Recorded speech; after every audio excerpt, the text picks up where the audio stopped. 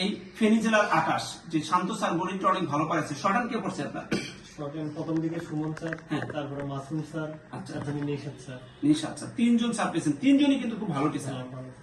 Thank you. আর কিছু বলার আছে ঢাকা বহুবাসী যারা আপনি লাইভ দেখছেন তাদের জন্য কি বলবেন, যারা এখন সরকারি চাকরি পায়নি আপনার লাইভ দেখছেন? যারা নিজের উপর বিশ্বাস আছে যে আর সরকারি চাকরি করা লাগবে, কিন্তু এখানে আসলে ফিরে যাওয়ার পথ নাই।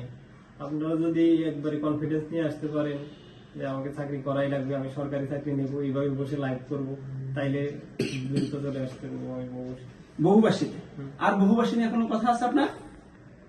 না স্যার। ওকে, অসংখ্য ধন্যবাদ আকাশ।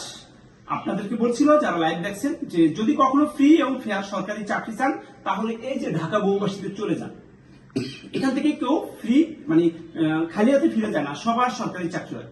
যেমনটা আকাশের প্রথম ভাইভাতে চাকরি ছিল, আকাশ যার মাধ্যমে আসছিলেন শম্পা, সে অর্থ মন্ত্রণালয়ে চাকরি করে, তার 2টা চাকরি ছিল, 6 মাসের মাথায় প্রথম চাকরি।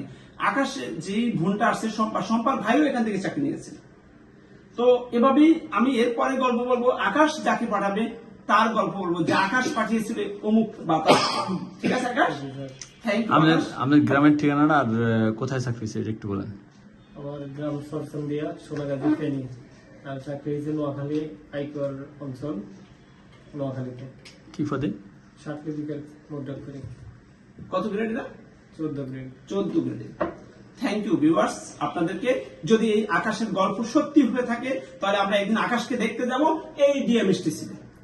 আপনাদের অপেক্ষায় রইলাম, কবে আসবেন 112 টাকা দিয়ে সরকারি চাকরি নেওয়ার জন্য। সত্যি আসবেন তো?